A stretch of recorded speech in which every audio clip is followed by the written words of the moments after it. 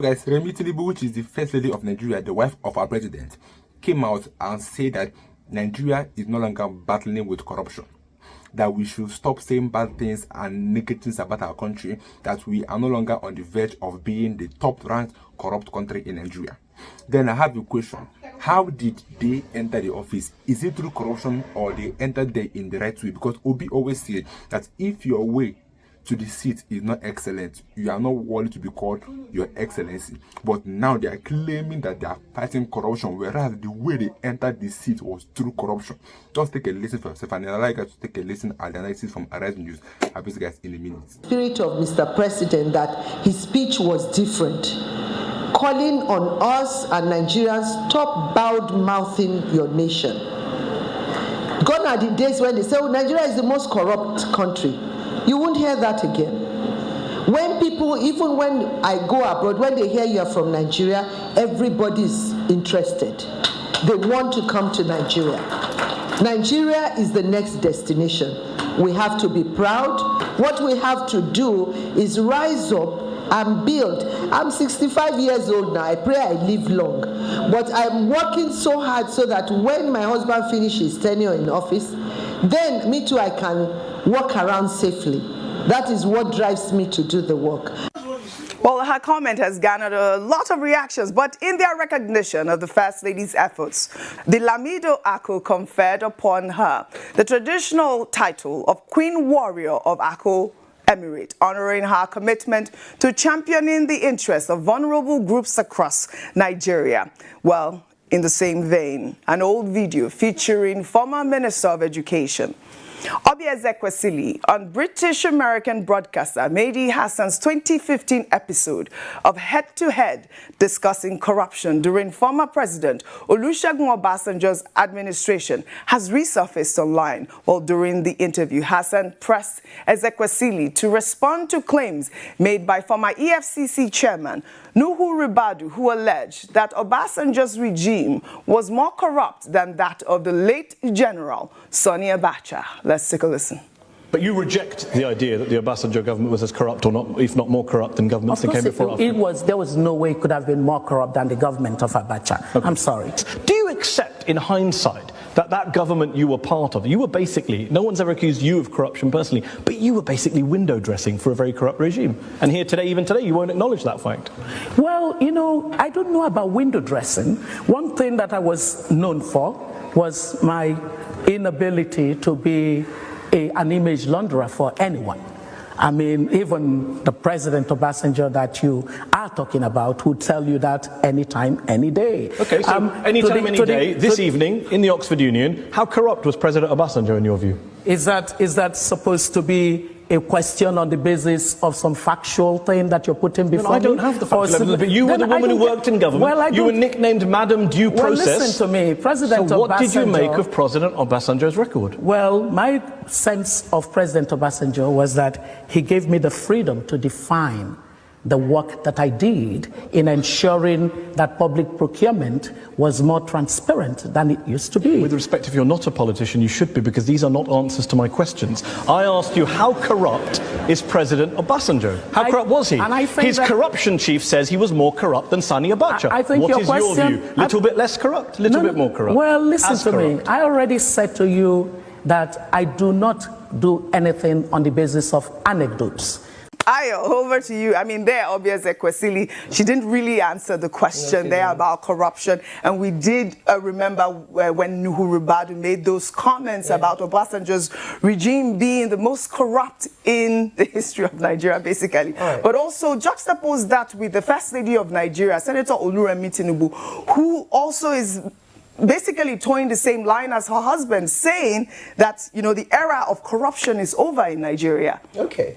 So this conversation started, I think, when President Tinubu had gone, I can't remember the country now, one of his foreign trips. Brazil. Yes. And he had said that corruption is gone. And we had quite a robust debate and conversation around that. Even had his spokespeople come out to clarify what he meant by that.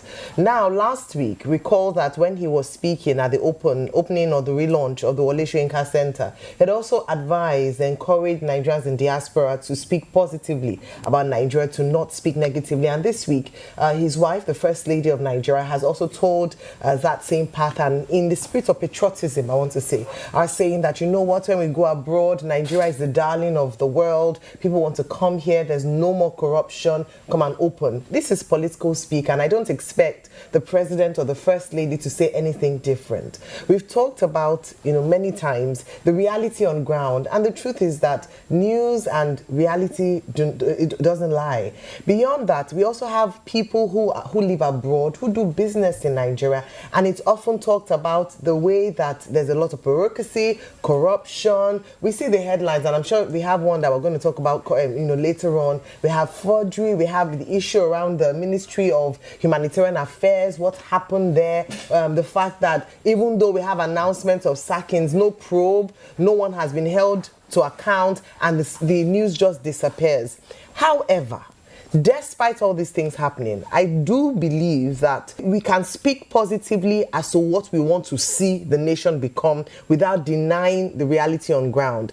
Action speaks louder than words. And so despite the fact that we're going around saying, oh, Nigeria is no longer corrupt, what we want to see is action. We want to see the reality, not just, we can spin the news as much as we want. We can, it can be propaganda galore. But if the reality negates what we're saying, then it's only as long as we can continue with the rhetoric around whether or not Nigeria is corrupt. What we want to see beyond saying, OG, as I wrap up, is this. Can they ensure that under the Tinubu administration, he leaves a legacy of anti-corruption? We have agencies that have been set up that are being funded to ensure this. Let him start from the top, within his own cabinet, within his own people, and the way that some contracts are given, shrouded in secrecy. Can we have more openness? Can the Bureau for Public Enterprise actually work and do what it was set up to do? These are the conversations we should be having. Whilst we want to represent Nigeria well with our voices, let us also see action led by the Tinubu administration so that we can actually see a corrupt-free Nigeria. That is what we all want, but we cannot just continue to spin propaganda. All right, fantastic. Before I come to you, let me take a response to Senator Remi Tinubu's statement there. This is from Valley, who wrote, corruption didn't vanish because you said so. It's simply rebranded. The only thing that's over is the shame to even deny it. Maybe abroad, they don't call us corrupt anymore. They just call us creative thieves with diplomatic immunity until hospitals stop being death traps, roads stop swallowing cars, and politicians stop swallowing budgets. Don't tell us the era is over. Corruption didn't die. It just got a convoy and security escort. Meanwhile, a major investigation by the Premium Times revealed that Uche Naji, the Minister of Science, Technology and Innovation, is allegedly a serial certificate forger, having presented counterfeit documents during his ministerial screening. The University of Nigeria, Nsukka, in a letter, officially disowned his Bachelor of Science degree certificate, confirming that Naji was admitted in 1981, but did not complete his studies and was never awarded a degree. This finding follows an earlier verdict from the National Youth Service Corps, which similarly could not authenticate the certificate of national service Naji submitted, highlighting multiple forensic discrepancies, including an impossible signing date and an incorrect organizational title confirming the document was a forgery. Well, as of now, Uche Naji has not responded to this investigation or made any public comments on the report. Well, social media has been awash with reactions, and I'll take Chidi Odinkalu's post on X. He wrote, in case you missed it, Nigeria's Minister of Science, Technology and Innovation, Uche Naji, forged his degree certificate from UNN, Nigeria. Well, he went on to say, if that's not innovative, I don't know what is. Another ex-user wrote, the rhetoric surrounding Uche Naji is a sponsored political gimmick orchestrated by the opposition party in Enugu. Those who are spreading fake news about Uche Naji will soon face the consequences. That's the same honorable minister whom the PDP Enugu said he didn't graduate from UNN. And we have seen this story, Rufy on fire, circulating. It went on fire all weekend after that Premium Times report. I don't know what your thoughts are. We've seen this person here posting a picture of Uche Naji allegedly in the university, but the university, according to Premium Times, is saying that he did not graduate. You see, political actors will always talk. And you know why they talk? Because we have a culture of corruption. Uche Naji, in court deposition that was released by Premium Times, was the one himself that said that he did not finish from that school. So, you see, it's part of the corruption resistance. You can bring out a booklet that shows the fact that it was part of graduating set.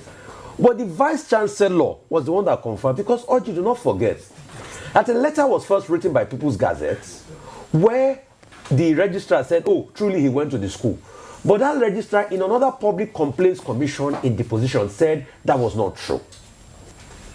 So it was in the deposition that he talked about, court deposition forwarded by Premium Times, that he said that he did not finish from the school. So you see, we have a system. But the bigger question we should ask is, didn't those in President Tinubu's cabinet verify this? That's why it's a shame on President Tinubu's government. Because only recently President Tinubu was saying all the civil servants that have forged certificates, they should be found out. Yeah. So you can see what is coming. So it's a government of a lot of forgery as we speak today. And you wonder, where the security agent, the National Assembly, did he pass through? How did he pass through? This was the same face that they stopped El-Rufai from. They said they had security threats. But they never saw the case of forgery. So that's the politics in the country. Secondly, as regards Garba Shehu, Oji, why I was saying I want to talk about it, I have empirical facts. Garba Shehu did write a piece on November 14, 2012, where he said not accepting to negotiate with Boko Haram could hurt Buhari by Garba Shehu. So what is he saying today? I commend him. He's very loyal. That even in death, he will defend Tinubu, Buhari. But you see, all of this is just political calisthenics. They just want to attack Goodluck Jonathan. And I don't think it was even right for Goodluck Jonathan's rep to have responded, because it was just all political lies Garba Shehu was talking. Enough for that said, there was a faction of Boko Haram that was being used by some politicians that asked Buhari to represent them. The question we should ask is, has Boko Haram also to be politicized? But this was you here in this article defending and saying Buhari should have listened to the clear call of patriotism and nationalism to be able to support the government and take up that position. So what is he saying? He should respond to this fact first. Right. As regards Ononuga, you see, the truth is, that's why I keep telling Nigerians, let's be wary of right-wing nationalism. It's not even about Ted Cruz. There's a particular group called Open Door, a Christian nationalist group that's been pushing this idea that genocide is happening against Christians, which is a very sad one. See, it all happens to all of us. The insecurity in this country affects all of us. Be you Christian, be you Muslim. Yes, like Dr. Abati highlighted, they've been selected cases of church attack and the likes. But we need to remember that it happens to all of us. So it's groups like Open Door. Bill Maher, what Bill Maher quoted was a report from Open Door. And that's why we keep talking about right-wing nationalism, Christian nationalism in America, that, oh, it's only Christians, we know we should support anything against Christians, we should fight them, we want our country back. All of this narrative is not good. But for people like Mr. Ononuga, in as much as I like how he's defending Nigeria, responding to my friend and colleague, Mr. Karoli Komolafe here, that was saying America does not have a right to tell us. You watched the show yesterday? Yes, I watched it. I caught it on Sunday morning. With due respect, Mr. Komolafe, they have the right to prognose in our matter. As long as last year they gave over $789 million in aid and you collected their aid money, they have the rights to prognose in your matter. If you truly want to be sovereign, remove their aid, don't collect it. All right. A nation where the EU is funding most of the presidents around your elections, you said they don't have the right to talk? If you can collect the money, they like to. And that's why our leaders should do better for us, so that we stop relying on this frivolous thing. When the earthquake happened, France tried to give aid to Morocco. The king of Morocco said no.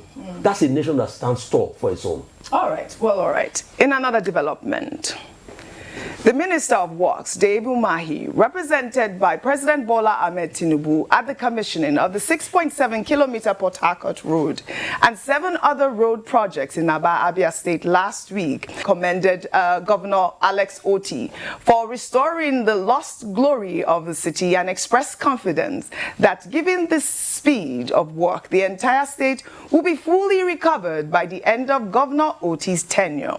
Governor Otti, in turn, commended President Tinubu, saying that Abia State is partnering with the president.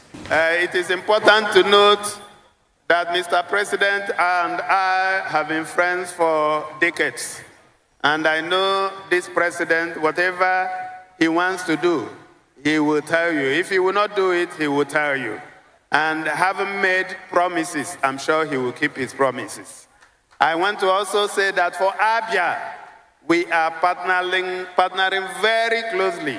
And sometimes people don't understand what opposition means.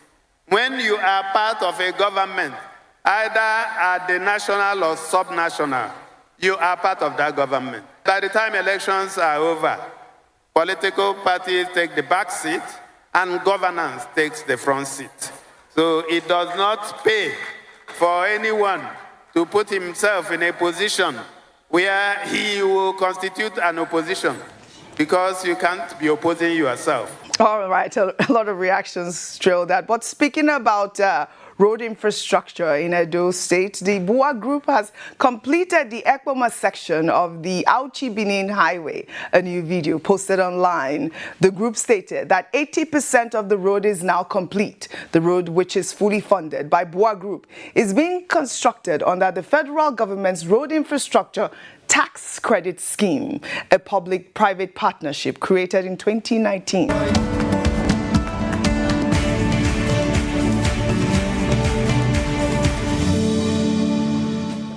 Such great news, great initiative. Finally, we're seeing this sort of initiative come into fruition. Congratulations to the Bua Group and, of course, all of the good works that have been going on in those areas. Dr. Abati, your thoughts also on Alex Oti, really quickly. Yeah, congratulations to Alex Oti of Abia State. Yeah, well, you know, he's saying that he has been a friend of the president for a very long time and is pledging loyalty to him. Yes. Follows the trend. Yes. You know, you have many governors across the country from one state to the other saying we support President Tinubu. But it's good to see that what it actually means is that the federal government is also touching the lives of the people in Abia State. And also the Minister of Works, who was there, saying they are looking at the Benin Ekpoma Road. Yes. There's also the Benin Wari Road. Yes. There are so many other roads. And over the weekend, he was praising the president in terms of infrastructural developments across the country roads. And I think that's in order. That's fine. So it's good news. It's only Nigeria where they are comparing which leadership is more corrupt. Whereas other countries are comparing which leaders are doing the most. In Nigeria, comparing which leader is corrupt and not corrupt. And then our first lady is coming out to tell us that we should not be talking bad against our country, that we will stop hearing that Nigeria is corrupt. Whereas everybody in Nigeria, everybody that is on that position, we knew how they entered on that seat. So you can't do the wrong thing and then you're expecting to do the right thing at the end, whereas we all know that how you achieve this thing was not the right way. So you don't have any right for me to come out and then be telling that corruption is going to end in Nigeria. Because I'm not seeing this happen. I'm not seeing it come to pass because they're already planning. What happened in River State is what? The massive killing today in Nigeria is what? Where they arrested Nnamdi Kanu and detained him that he's a terrorist, and then they are having a peace talk with the main terrorist that came with gun, and they allowed them to move back into the bush. What is that called? But let me get your own views in the comment section. I'll get some video.